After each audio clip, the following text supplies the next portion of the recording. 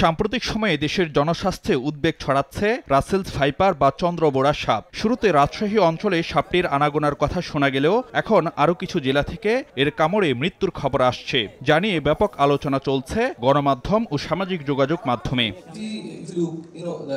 এসবের মধ্যেই বৃহস্পতিবার রাজধানীতে এক বৈজ্ঞানিক সেমিনারের আয়োজন করে বাংলাদেশ সোসাইটি অব মেডিসিন। সেমিনারে জানানো হয়, দেশে প্রতি বছর প্রায় 4 লাখ সর্বদংশনের ঘটনা ঘটছে, আর তাতে বছরে প্রাণ হারাচ্ছেন 7,500 মানুষ।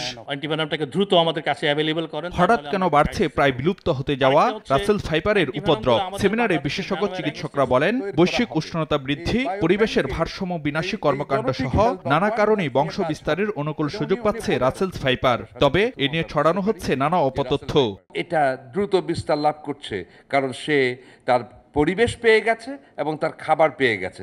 এটা তো রোডেন্টসের ওপরে বেঁচে থাকে, অর্থাৎ রোডেন্টস প্রচুর পাওয়া যায়। এই সাপটা কিন্তু কাউকে নিজে নিজে আক্রমণ করে না, তা আক্রান্ত হলেই তার ডিফেন্সের জন্য এটা আক্রমণ করে থাকে। সাপ কিন্তু আপনি চিৎকার করলে শুনবে না, কিন্তু আপনি জোরে যদি মাটিতে শব্দ করেন এই কম্পনটা কিন্তু সে শুনতে পারে। সুতরাং হাঁটার সময় জোরে একটু যদি হেঁটে যায় বা মাটিতে একটু শব্দ করে যান অথবা লাইট নিয়ে চলেন, তাহলে সাপ কিন্তু নিজের মতো করে চলে যাবে। এখন জন্ম সনদ দিয়ে খোলো বিকাশ স্টুডেন্ট অ্যাকাউন্ট। নিজের বিকাশ নিজে কর। আতঙ্ক না ছড়িয়ে বরং সাধারণ মানুষের মধ্যে সচেতনতা তৈরির উপর জোর দেন বিশেষজ্ঞ চিকিৎসকরা। বলেন, অপচিকিৎসার মাধ্যমে সময় ক্ষেপণ না করে সাপে কাটা রোগীকে হাসপাতালে নিতে হবে দ্রুত সময়ের মধ্যে।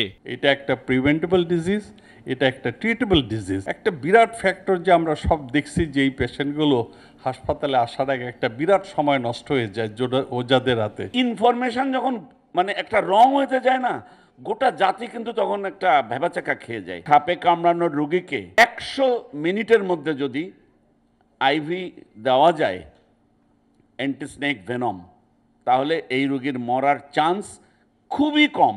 সেমিনারে স্বাস্থ্যমন্ত্রী আশ্বস্ত করেন, সাপের বিষ প্রতিষেধক বা অ্যান্টিভেনম নিয়ে কখনো সংকটে পড়বে না দেশ। রোগী তো আনতে হবে, সেটা তো আর চিকিৎসকরা পারবে না, কিন্তু এই যে যত দ্রুত নিয়ে আসা যায় তাহলে কিন্তু আমরা রোগীটা বাঁচাতে পারি। দয়া করে ভুল তথ্যগুলো দিবেন না, ভুল তথ্য দিলে মানুষ আতঙ্কিত হয়। রাসেল ভাইপারের অ্যান্টিভেনাম প্রচুর আছে, প্রচুর, এতে কোনো সন্দেহ নেই। যদি নাও থাকে আমরা আনার ব্যবস্থা করব, কিন্তু কোনো সময় আমি সংকট হতে দিব না। এ সময় সচেতনতা বাড়ানো সহ সাপে কাটা ব্যক্তিদের দ্রুত হাসপাতালে আনতে জনপ্রতিনিধিদের ভূমিকা রাখার আহ্বান জানান স্বাস্থ্যমন্ত্রী।